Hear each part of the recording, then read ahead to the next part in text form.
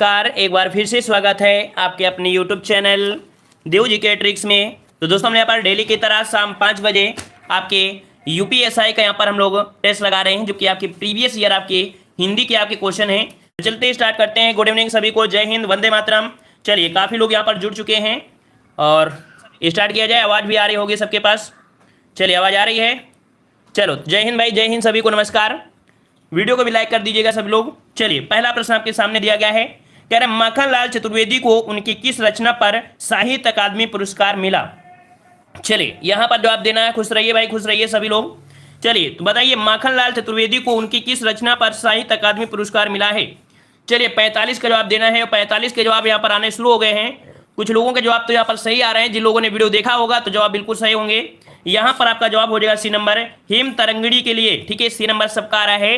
Him Tarangini के लिए मिला था माखनलाल चतुर्वेदी को, जो कि पहला साहित्य अकादमी पुरस्कार इन्हीं को दिया गया था। कब? तो आपके 1955 को पहला आपको इन्हीं को ही दिया गया था। ठीक है, तो ऑप्शन यहाँ पर सी राइट हो जाएगा। ठीक है ना, और यह प्रथम साहित्य पुरस्कार था जो अभी हमने आपको बताया। ठीक है, चलिए आगे बढ़ते हैं। जयशंकर प्रसाद की पहली कहानी इनमें से बताइए कौन सी थी? जयशंकर प्रसाद की पहली कहानी इनमें से कौन सी थी? ग्राम, ममता, पुरस्कार या गुंडा? जवाब क्या बनेगा? चलिए, जवाब यहां पर देना है और 46 के ऑप्शन कुछ लोगों के आ चुके हैं। कह रहे हैं ऑप्शन आपका ए होगा। चलिए, ऑप्शन ए होगा तो याद रखिए इसका जो जवाब बनेगा वो आपका ए ही बिल्कुल जवाब सही है। ग्राम जो आपकी है ये जयशंकर प्रसाद की पहली कहानी है। ठीक है, जो कि आपके 1911 में ये आपकी प्रकाशित हुई थी, इंदु पत्रिका में प्रकाशित हुई थी। याद रहेगा। चलिए, और यहाँ पर देख सकते हैं कुछ आपके इनके जो पॉइंट हैं। जैसे आपका दिया गया है छाया इनका प्रथम कहानी संग्रह होने के साथ साथ हिंदी का भी प्रथम कहानी संग्रह थी। ठीक है ना, और सालवती जयशंकर प्रसाद की अंतिम कहानी है। इसे नोट कर लीजिएगा। जो लोग यहाँ पर कॉपी पेन लेके बैठते हैं या स्क्रीनशॉट लेना चाहते तो ले सकते हैं। सालवती जो आपकी है जयशंकर प्रसाद की अंतिम कहानी है। देखो, चलिए अगला प्रश्न आपको दिया है। कह रहा है कथा सम्राट प्रेमचंद का वास्तविक नाम क्या था? ये पुलिस एग्जाम में बहुत ही अच्छा क्वेश्चन आपका है। पुलिस एग्जाम में पूछा गया, 2018 में भी पूछा गया था कि कथा सम्राट प्रेमचंद का वास्तविक नाम क्या था? धनपत राय, श्रीपत, जीवन राय या अमृत राय? देखिए भाई, यहाँ पर अमृत राय भी दिया है, कंफ्यूज मत होइएगा। चलिए, सबका यही आ रहा है तो आपका जवाब भी बिल्कुल सही है। आपका जवाब यही होगा आपके धनपत राय। ठीक है, प्रेमचंद का जो वास्तविक नाम था वो आपका क्या था? तो धनपत राय था। इसका राइट आंसर आपका बने कौन सा? ए नंबर आपका हो जाएगा। ठीक है ना, और यहाँ पर देख सकते हैं कि ये आपके 1880 में जन्म और आपके यहाँ पर 1936 इनका अंतिम। ठीक है, और याद रखिए इन्हें नवाब राय के नाम से भी जाना जाता था। इन्हें नवाब राय के नाम से भी जाना जाता था। ठीक है, अच्छा, यहाँ पर जो उपन्यास सम्राट है ये किसमें कहकर संबोधित किया गया था? याद रखिए, बंगाली उपन्यासकार शरद चट्टोपाध्याय ने इन्हें उपन्यास सम्राट कहकर संबोधित किया है। इसको वन लाइनर में आपको पढ़ लेना है ना। चलिए, अगला क्वेश्चन आपसे दिया गया है। यहाँ पर इनकी रचनाएं भी आप देख सकते हैं। मंगलसूत्र इनका क्या है? ये अपूर्ण है। इनके जो पुत्र आए थे, बेटे आए थे, इन्होंने पूरा किया था। ठीक है, चलिए, कह रहे सर जी बफरिंग हो रही, सबकी तो बफरिंग नहीं हो रही है, क्या बात है? चलिए, अगला क्वेश्चन दिया गया है। कह रहे अमृत और विष किसकी रचना है? चलिए, जवाब दीजिए, अमृत और विष किसकी रचना है? अमृत और विष किसकी रचना है, यहाँ पर जवाब देना है। चलिए, यहाँ पर 48 के ऑप्शन कुछ लोगों के आ चुके हैं। यहाँ पर जवाब आ रहे हैं ऑप्शन बी। तो आपका जवाब भी बिल्कुल सही हो जाएगा। अमृत और विष किसकी है? तो आपके अमृतलाल नागर की है। इसका राइट आंसर आपका हो जाएगा कौन सा? बी नंबर आपका हो जाएगा, अमृतलाल नागर हो जाएगा। ठीक है, आपके देखा जाए तो इस उपन्यास के लिए इन्हें आपकी 1967 में, कब? 1967 में इन्हें साहित्य अकादमी पुरस्कार भी दिया गया है, जो कि हमने बेसिक वाला वीडियो हमने बना दिया था। उस बेसिक वाले वीडियो को आप देख लीजिएगा। ठीक है ना, चलिए आगे बढ़ते हैं। प्रश्न आपसे पूछा गया है। कह रहा है बच्चों की कहानियां लिखने वाले और चाचा चौधरी पात्र के रचनाकार कौन है? चाचा चौधरी की आपने कहानी सुना होगा। चाचा चौधरी की आपने कहानी सुना होगा। सुने हैं या नहीं सुने हैं? नहीं सुने तो आज सुन लीजिएगा। याद रखिएगा, बच्चों की कहानियां लिखने वाले और चाचा चौधरी पात्र के जो रचनाकार हैं वो आपके हैं प्राण कुमार शर्मा। ठीक है, कौन है? तो ऑप्शन बी हो जाएगा, प्राण कुमार शर्मा है। इसका राइट आंसर आपका बी हो जाएगा। ठीक है ना, और आगे आते हैं। इन्हें देखो 2015 में मरणोपरांत इन्हें पद्मश्री सम्मान से इन्हें पुरस्कृत किया गया था, प्राण कुमार शर्मा को। ठीक है, चलिए आगे बढ़ते हैं। प्रसाद से अगला पूछा गया है। कह रहा है हल्दी घाटी के रचनाकार कौन है? आईएमपी क्वेश्चन आपका है, हल्दी घाटी के रचनाकार। देखो, आपके यूपीएसआई के क्वेश्चन आपके पूछे हुए हैं। तो यहाँ पर देखो दिया है हल्दी घाटी के रचनाकार कौन है। चलिए, तो यहाँ पर ऑप्शन सी आ रहा है। कह रहे हैं कि आपके श्याम नारायण पांडे। श्याम नारायण पांडे आपका जो जवाब है बिल्कुल सही हो जाएगा। याद रखिए हल्दी घाटी के जो रचनाकार हैं वो आपके कौन है, तो आपके श्याम नारायण पांडे हैं, ठीक है ना। हल्दी घाटी काव्य विधा से संबंधित है, ये कैसी आपकी काव्य विधा है, ठीक है। अच्छा, अगर हम आपसे बात करें कि श्याम नारायण पांडे की कुछ आपकी रचनाएं होती हैं, जैसे कि आपका हो गया कौन सा, जौहर। याद रखिए जौहर भी किसका है, तो श्याम नारायण पांडे की आपकी है, ठीक है ना। साथ में देखा जाए हनुमान, जय हनुमान, ठीक है, जय हनुमान जो आपकी रचनाएं किसकी है, तो आपके श्याम नारायण पांडे की है, ठीक है ना। बस इतना पढ़ना है, ज्यादा नहीं पढ़ना है। आगे आते हैं, प्रश्न से अगला पूछा है हिंदी साहित्य की लब्ध प्रतिष्ठित कृति कामायनी के आपके जो रचनाकार है आपके कौन से हैं। यहां पर आपका कौन सा है, यहां पर 51 का ऑप्शन आपका डी हो जाएगा, आपके जयशंकर प्रसाद, ठीक है, जयशंकर प्रसाद ऑप्शन यहाँ पर आपका डी से हो जाएगा, जयशंकर प्रसाद हो जाएगा, ठीक है। चलिए यहां पर जयशंकर प्रसाद से यहां पर देखा जाए तो हिंदी का दूसरा महाकाव्य तथा छायावादी को सर्वश्रेष्ठ काव्य आपका यहाँ पर कहा जाता है, ठीक है ना। शांत प्रिय द्विवेदी ने इसे छायावाद का उपनिषद भी यहाँ पर कहा है, ठीक है। चलिए, और हाँ एक पॉइंट होता है, आपको कभी देखा होगा प्रैक्टिस सेट हमने जब सॉल्व कराया होगा तो आपको क्वेश्चन मिला होगा कि जो कामायनी है वो कितने सर्गों में विभाजित किया गया है, कितने खंडों में विभाजित किया गया, ये आपसे बोला गया है ना। ये हमने आपको प्रैक्टिस सेट में जो रात 8:30 बजे वाला होता है आपको बताया भी होगा, तो आपके 15 सर्गों में से विभाजित किया गया है ना। चलिए आगे बढ़ते हैं, प्रश्न आपसे है हिंदी गद्य का सर्वप्रथम युग किसे माना जाता है। हिंदी गद्य का सर्वप्रथम युग किसे माना जाता है, यहां पर आपका जवाब सही कौन सा हो जाएगा। चलिए 52 नंबर में, चलिए 52 नंबर के जवाब आने शुरू हो गए, कह रहे हैं ऑप्शन बनेगा ए नंबर भारतीय युग। तो आपका जवाब बिल्कुल सही है। याद रखिए इसका राइट आंसर आपका हो जाएगा भारतीय युग को हिंदी गद्य का सर्वप्रथम युग आपका माना जाता है, ऑप्शन बनेगा ए नंबर, ठीक है। और भारतेंदु हरिश्चंद्र को तो भाई सभी लोग जानते होंगे, है ना, इसमें कहने वाली कोई बात ही नहीं होती है। चलिए आगे आते हैं, प्रस्ताव से है पंच परमेश्वर के लेखक कौन है। पंच परमेश्वर के लेखक इनमें से कौन से हैं। चलिए यहाँ पर जवाब देना है, सही जवाब क्या हो जाएगा। चलिए 53 नंबर है मुंशी प्रेमचंद। चलिए आपका जवाब बिल्कुल सही है, मुंशी प्रेमचंद आपका जवाब बिल्कुल सही है। पंच परमेश्वर जो आपकी कहानी थी ये आपकी 1916 में क्या हुई थी, आपकी प्रकाशित हुई थी, ठीक है ना। और इस क्वेश्चन से इस जो क्वेश्चन है इससे काफी क्वेश्चन बनते हैं। क्या क्वेश्चन बनते हैं, यहाँ पर क्वेश्चन पूछा जाता है कि अलगू जुम्मन जो आपके हैं वो किस कहानी के पात्र हैं। क्वेश्चन आपसे पूछा जाता है कि अलगू जुम्मन जो आपके हैं वो किस कहानी के पात्र हैं, तो आपका जवाब क्या हो जाएगा, पंच परमेश्वर के पात्र हैं अलगू और आपके जुम्मन आपके हो जाएंगे, है ना। प्रेमचंद की और भी कहानियां हैं, नमक का दरोगा आपने पढ़ा भी होगा, बूढ़ी काकी भी आपने पढ़ा होगा, ये सब क्या है इनकी कहानियां हैं, बहुत अच्छी अच्छी कहानियां है ना। चलिए आगे बढ़ते हैं, प्रसाद से अगला पूछा है निम्नलिखित में से तुलसीदास जी की रचना कौन सी है। तुलसीदास जी की रचना इनमें से कौन सी है। चलिए विनय पत्रिका, कवित्र रत्नाकर, साहित्य लहरी या आपके इनमें से काशी। जवाब क्या बनेगा, जवाब देना है 54 का जवाब क्या हो जाएगा। चलिए 54 का ऑप्शन ए आ रहा है, कह रहे हैं इसका ऑप्शन ए बनेगा, तो जवाब बिल्कुल सही है। आपका जवाब हो जाएगा यहाँ पर कौन सा, तो यहाँ पर ए ही सही है, विनय पत्रिका है। अब ये बताइए विनय पत्रिका किस भाषा में है। हमने आपको बताया भी था कि विनय पत्रिका आपकी किस भाषा में, तो ब्रज भाषा में आपकी रचित की गई है आपकी विनय पत्रिका, ठीक है ना। वहीं पर जो आपकी रामचरितमानस इन्होंने किया है वो आपकी कैसी है, तो वो आपकी अवधी भाषा में है ना। ये दोनों क्वेश्चन आपकी घुमा फिरा के आपके पूछे ही जाते हैं, ठीक है। और यहाँ पर देख सकते हैं कि यहाँ पर भक्ति रस इनका मूल रस आपका है, ठीक है। साहित्य लहरी सूरदास तथा, अच्छा साहित्य लहरी किसकी है, तो सूरदास की है, ठीक है ना। और कवित्र रत्नाकर आपके सेना की सेनापति है। ये क्वेश्चन नोट करिएगा कि सेनापति की पूछी जाती, कवित्र रत्नाकर किसकी रचना है, सेनापति की क्वेश्चन पूछा गया है, ठीक है ना। और साहित्य लहरी के बारे में तो आप जानते हैं, कोई दिक्कत नहीं, सूरसारा वाली साहित्य लहरी है ना, ये आपको मिलते हैं। अगला प्रश्न आपका दिया है साहित्य अकादमी पुरस्कार प्राप्त निराला की साहित्य साधना किसकी कृति है। चलिए निराला की साहित्य साधना ये किसकी कृति है, यहाँ पर जवाब देना है 55 का राइट आंसर आपका कौन सा हो जाएगा। चलिए बहुत अच्छे, यहाँ पर जवाब दिया गया है साहित्य की निराला की साहित्य साधना। 55 के ऑप्शन आ चुके हैं, कह रहे हैं इसका ऑप्शन राइट आपका बनेगा ए नंबर, तो आपका जवाब भी बिल्कुल सही है। याद रखिए रामविलास शर्मा की है, याद रखिए रामविलास शर्मा की है। और इन्हें 1970 में, कब भैया, तो आपके 1970 में साहित्य अकादमी पुरस्कार इन्हें प्रदान किया गया था, ठीक है। रामविलास शर्मा की और भी कृति आपकी हैं, ठीक है ना। चलिए आगे बढ़ते हैं, प्रश्न आपसे अगला पूछा गया है यहाँ पर आपसे, अच्छा एक पॉइंट समझ लीजिए, हमने कल वाले वीडियो में बताया भी था, एक प्रैक्टिस सेट में भी आपको मिला था कि जो रामविलास शर्मा है वो हिंदी में मार्क्सवादी आलोचना के प्रवर्तक हैं। अगर बोला जाए कि आलोचना के प्रवर्तक किन्हें माना जाता है, तो रामविलास शर्मा को हिंदी में मार्क्सवादी आलोचना के प्रवर्तक भी माना जाता है, ठीक है। जवाब बनेगा कौन सा, यहां पर आपका समझ गए। आगे बढ़ते हैं, निम्नलिखित में से कौन रीतकालीन कवि हैं। रीतकालीन कवि इनमें से कौन से हैं, सुमित्रानंदन पंत, दिनकर, हरिऔध या भूषण। जवाब क्या बनेगा, चलिए यहां पर जवाब देना है, इसका जवाब इनमें से कौन सा हो जाएगा।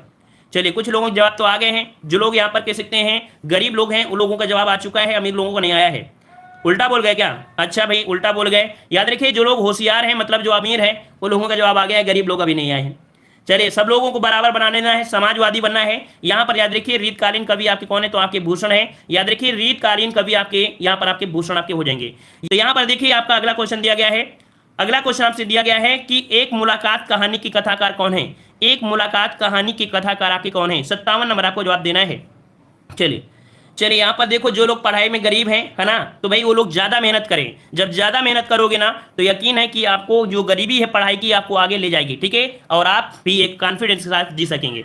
चलिए यहाँ पर आपका जवाब क्या है, तो यहाँ पर एक मुलाकात जरूरी है ना, क्या, तो ऑप्शन हो जाएगा ऊषा राजे की है, ठीक है। इसे नोट करिएगा कि एक मुलाकात कहानी के कथाकार कौन है, तो आपके ऊषा राजे हैं, ऊषा राजे हो जाएंगे, ठीक है ना। यहीं पर आप देख सकते हैं कि ये जो आपकी थी ऊषा राजे, ये यूनाइटेड किंगडम में बसी भारतीय मूल की आपकी लेखिका थी, ठीक है ना। इनके अगर हम बात करें कि ऊषा राजे का नाम आया है, तो थोड़ा सा इनके बारे में देख लेते हैं। यहाँ पर इनकी जो काव्य संग्रह है वो आपके इंद्रधनुष की तलाश, इसको याद रखिएगा, पूरी याद नहीं करना है, जितने हम आपको बताएं उनमें आपको पढ़ना है, ठीक है ना। तो उषा राजे सक्सेना की आपकी काव्य संग्रह है इंद्रधनुष की तलाश, ठीक है। और कौन सा आपको यहाँ पर करना है, वर्किंग पार्टनर, ठीक है। चलिए आगे आते हैं। प्रश्न आपसे अगला पूछा गया है, आधे अधूरे किस विधा की रचना है। आधे अधूरे किस विधा की रचना है, यहाँ पर आपका जवाब सही कौन सा हो जाएगा। चलिए वीडियो को भी लाइक करते रहिए, सब लोग मिलकर वीडियो को लाइक भी करते रहिए, ठीक है। चलिए तो यहाँ पर देखो दिया है आधे अधूरे कह रहे हैं, ये आपका क्या है भाई, क्या है यहाँ पर ऑप्शन आ गया है ए नंबर। तो ये नाटक है, क्या है, आधे अधूरे क्या है, एक प्रकार का नाटक है, क्या भाई, नाटक है। अच्छा, इसके जो रचनाकार आपके कौन है, इसे को लिखा है, तो आपके मोहन राकेश, किसने लिखा है, तो आपके मोहन राकेश की आपके नाटक विधा आपका है ना। तो चलते हैं अगले पॉइंट के आते हैं। पॉइंट आपसे अगला पूछा गया है। अच्छा, मोहन राकेश के बारे में आपने बहुत सुना होगा। यहाँ पर आषाढ़ का एक दिन, ये मोहन राकेश का काफी अच्छा है। लहरों के राजांश हो गया, अंडे के छिलके, सिपाही की माँ और प्यालियां टूटी, या के काफी यहाँ पर एकांकियां इनकी। अगला बताइए, मुंशी प्रेमचंद किस पत्रिका के संपादक रहे हैं। मुंशी प्रेमचंद किस पत्रिका के संपादक रहे हैं। चलिए यहाँ पर 59 का जवाब देना है। 59 का जवाब क्या बन जाएगा, मुंशी प्रेमचंद किस पत्रिका के रहे हैं, प्रताप, हंस, सरस्वती या सुधा, वर्षा। चलिए यहाँ पर जवाब आ चुके हैं ऑप्शन बी। चलिए ऑप्शन बी आया है, तो आपका जवाब भी बिल्कुल सही है, हंस पत्रिका के संपादक आपके रहे हैं, ठीक है। और यहीं पर देखा जाए तो एक पत्रिका और भी है, माधुरी, ठीक है। हंस हो गया, मर्यादा हो गया, माधुरी हो गया, ये इनकी पत्रिका है। देखो कौन सी, हंस पत्रिका है, मर्यादा है, माधुरी है, ये पत्रिका के आपका इन्होंने संपादन किया है, ठीक है। याद रहेगा 1930 में प्रेमचंद ने अपना मासिक समाचार पत्र हंस का प्रकाशन किया था, ठीक है। एक इनका प्रताप भी क्या है, एक प्रताप भी क्या है, प्रकाश भी एक प्रकाशन किया था, एक साप्ताहिक होता था, जो कि 1913 में से गणेश शंकर विद्यार्थी ने निकाला था, ठीक है। चलिए आगे आते हैं। प्रश्न से अगला पूछा गया है, इसमें से नागार्जुन द्वारा रचित रचना कौन सी नहीं है। नागार्जुन के द्वारा इनमें से कौन सी नहीं है। सर लाइक तो 126 है, बट लाइक नहीं है, तो भाई क्या किया जाए, है ना। कुछ लोगों को यहाँ पर लगता है कि लाइक करने से भाई सब्जी पैसे कमा लेंगे, तो भैया उन लोगों को ना करने दीजिए, क्या मतलब है ना। लेकिन उनकी लाइफ हम बना रहे हैं, कहीं ना कहीं आप पढ़ तो रहे हो, कुछ तो सीख मिल ही रही होगी हमसे। ऐसा तो नहीं है कि आपको यहाँ पर ABCD पढ़ा रहे हो, आप लोग कंपटीशन की है, अगर लगता होगा तो करिएगा। और आपको लग रहा है कि हम आपके पैसे से, आपके लाइक से हम यहाँ पर बढ़ते चले जा रहे हैं, तो आप कोई बात नहीं है, आप अनसब्सक्राइब भी कर दो, कोई दिक्कत नहीं है, अनसब्सक्राइब भी कर दो ना, कोई दिक्कत नहीं है। चलिए, और हमने बता दिया सब्सक्राइबर से कोई लेना देना आपको नहीं होता है हमारा, ठीक है ना। बस यहाँ पर लोगों को अच्छा ज्ञान देंगे, अच्छे कंटेंट दे देंगे, तो ऑटोमेटिक जुड़े रहेंगे, है ना।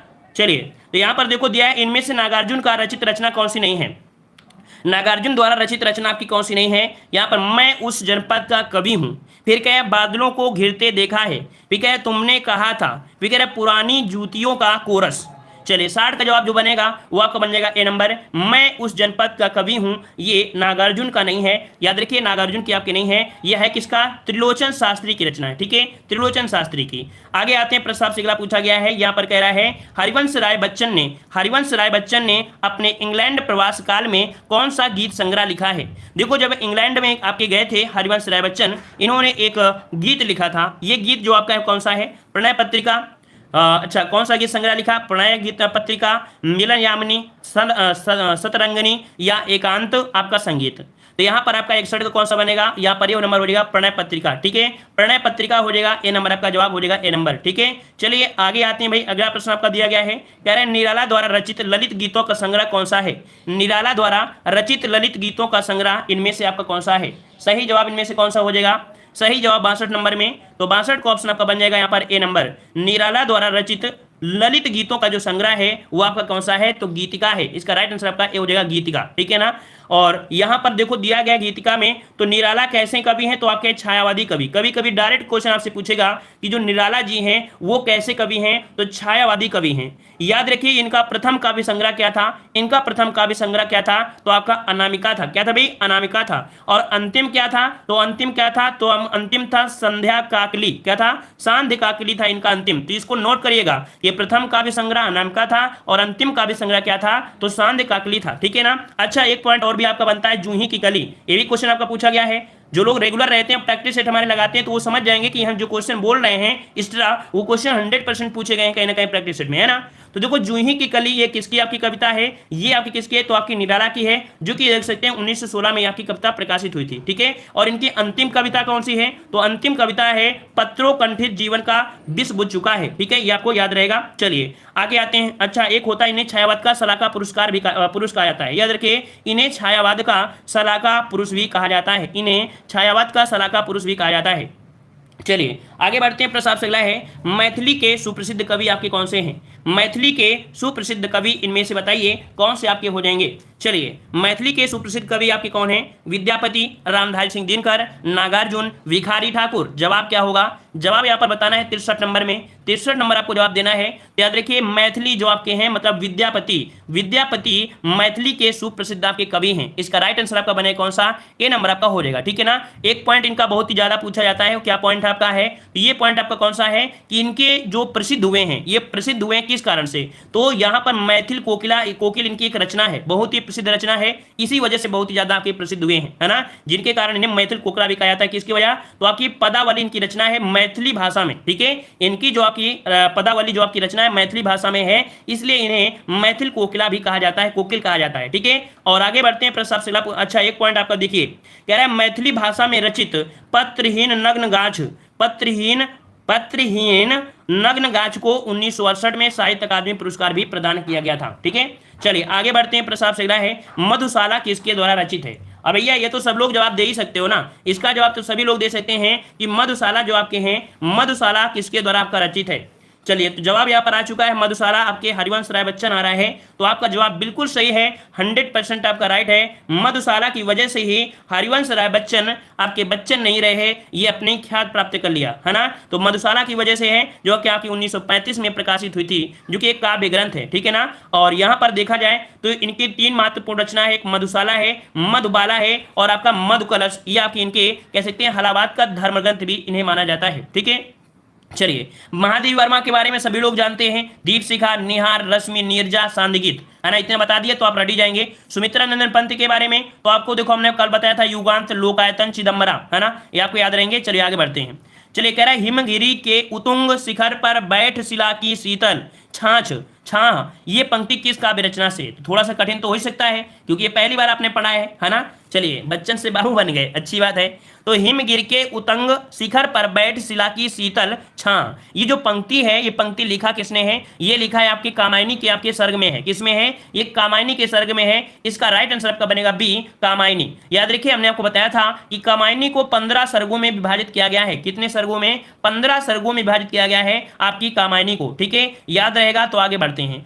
काशी का असी किसकी रचना है, काशी का असी किसकी रचना है, काशी किसकी रचना है, यहां पर आपको जवाब देना है। काशीनाथ सिंह की है, भगवान मोरवाल का है, गोविंद मिश्र का है या संदीप लोटलीकर का है। इसका जवाब यहां पर आ रहा है। तो कह रहे हैं सर जी इसको ऑप्शन ए को ही लॉक करना है, तो हम आपके ऑप्शन ए को लॉक कर देते हैं। ये आपके कौन है, काशीनाथ। ठीक है, काशी किसकी रचना है, तो आपके काशीनाथ जी का है। ठीक है ना।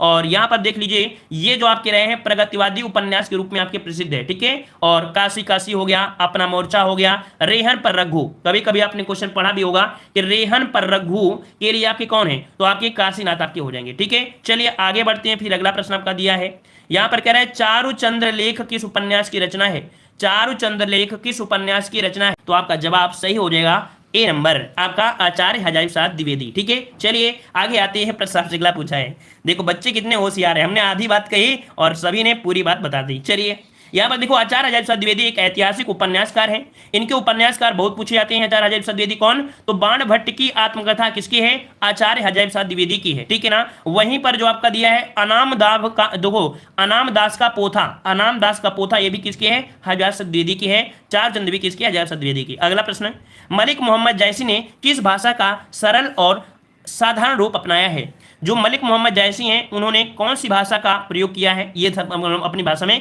कह सकते हैं, कह रहे हैं अवधी भाषा। चलिए भाई, आपकी अवधी भाषा आ रही तो हम आपकी बात पर सहमत हैं और आप लोग बहुत होशियार हो, मतलब बहुत होशियार हो। इसका राइट आंसर आपका बन जाए कौन सा? सी, आपकी अवधी भाषा के आपके हैं। और याद रखिए जो आपके मलिक मोहम्मद जायसी थे, जायसी से आपको पता है ये आपके कैसे, तो आपके प्रसिद्ध सूफी आपके सूफी थे आपके, ठीक है, कबीर आपके थे, ठीक है। और यहाँ पर जो एक क्वेश्चन होता है कभी कभी पूछा जाता है किसके समकालीन थे इतिहास में, तो ये थे आपके शेर शाह के समकालीन आपके एक थे, ठीक है। और ये आपके अमेठी के जायस में रहने वाले थे, ठीक है। इन्हें अवधी भाषा का साधारण और सरल रूप इन्होंने अपनाया है। आगे बढ़ते हैं, प्रश्न संग्रह है। कह रहा आपसे बिखरे मोती का पहला कहानी संग्रह क्या है?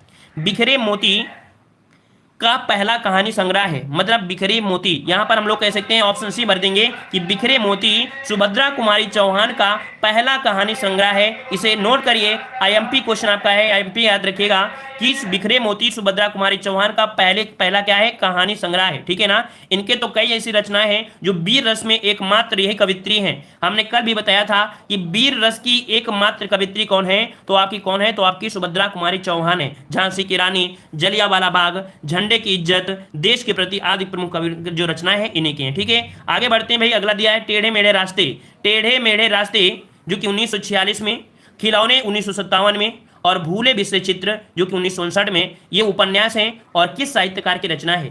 तो भाई इनमें से अगर आप इनको नहीं जानते तो इनको तो जानते होंगे टेढ़े मेढ़े रास्ते। मान लो इनको नहीं जानते हैं तो भाई आप भूले बिसरे चित्र के बारे में तो जानते होंगे, तो आप थोड़ा बहुत तुक्का तो लगा ही सकते हो। क्या बन जाएगा? चलिए जवाब आया है, कह रहे ऑप्शन डी होगा, तो आपका जवाब भी बिल्कुल सही है।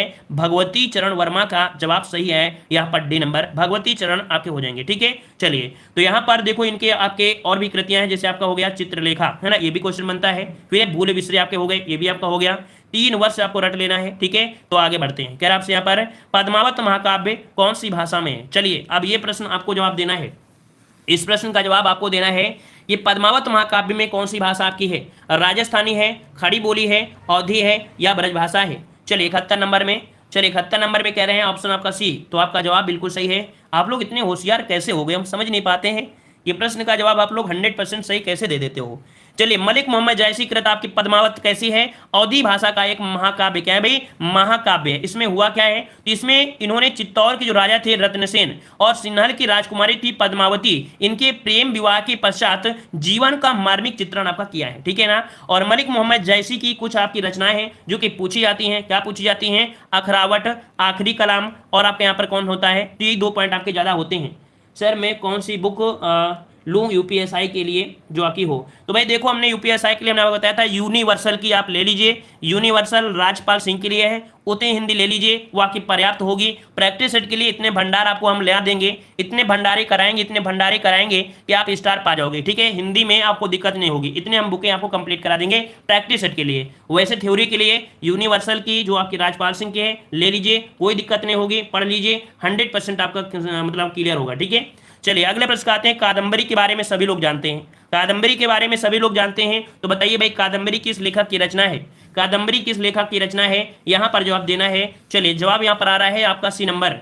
चलिए कुछ लोगों का सी आया है, कुछ लोगों का दूसरा भी आया है, कोई बात नहीं है। याद रखिए इसका राइट आंसर आपका बने कौन सा? सी, बाण भट्ट, ठीक है। कादम्बरी की लेखक आपके हैं बाण भट्ट, ठीक है। और ये क्या थे? एक विद्वान थे। अच्छा ये हर्षवर्धन के समकालीन क्या थे? सभा पंडित थे, ठीक है। जो आपके बाण भट्ट थे, तो आपको भी पता है कि हर्षवर्धन के समय मतलब हर्षवर्धन के यहाँ रहा करते थे, वह की उनकी सभा के क्या थे? पंडित थे, है ना।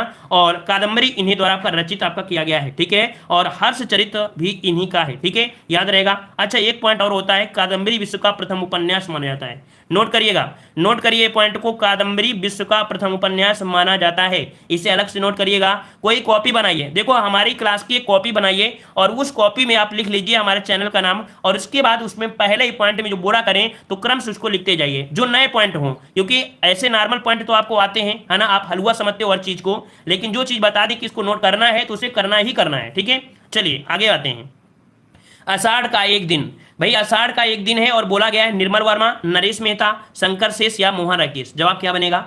चलिए जवाब देना है आषाढ़ का एक दिन, और आषाढ़ का दिन आपका हो जाएगा मोहन राकेश आ रहे हैं। कह रहे हैं भाई इसका ऑप्शन होगा मोहन राकेश। और भाई मोहन राकेश से तो क्वेश्चन आपके बनते ही बनते हैं, ढेरों बनते हैं। तो यहाँ पर देखिए ऑप्शन डी हो जाएगा मोहन राकेश। ठीक है, मोहन राकेश हैं। और मोहन राकेश के अन्य नाटक क्या है? आधे अधूरे मोहन राकेश हैं। लहरों के राजा हंस आपके मोहन राकेश ही हैं। इनके नाटक भी आपके होते हैं। नाटक क्या होता है? तो आपका यहाँ पर नाटक इनका पूछा जाता है बंधन अपने अपने। ठीक है, और खजुराहो का शिल्पी ये आपके पूछे जाते हैं आधी रात के बाद आपके ये पूछे जाते हैं। ठीक है, 2-3 पूछे गए हैं। अगला दिया गया है इनमें से कौन सी रचना प्रसिद्ध कथाकार मन्नू भंडारी की नहीं है? इनमें से कौन सी रचना प्रसिद्ध कथाकार मन्नू भंडारी की नहीं है? देखो दिया है मन्नू भंडारी की नहीं है। अब ये बताइए यहां पर देखो दिया गया यही सच है। कौन सा दिया है? 74 नंबर में दिया है यही सच है। फिर दिया है अकेली, फिर नई नौकरी, फिर आपका पिंजड़े की उड़ान। यहां पर आपका जवाब हो जाए कौन सा? डी, पिंजड़े की उड़ान। पिंजड़े की उड़ान मन्नू भंडारी की नहीं है। यह है किसकी? तो आपके हो जाए कौन सा? यहां पर आपके यशपाल हो जाएगा। ठीक है, चलिए आगे बढ़ते हैं। प्रसाद सिला पूछा गया है, कह रहे हैं प्रकृति का सुकुमार कवि किसे कहा जाता है?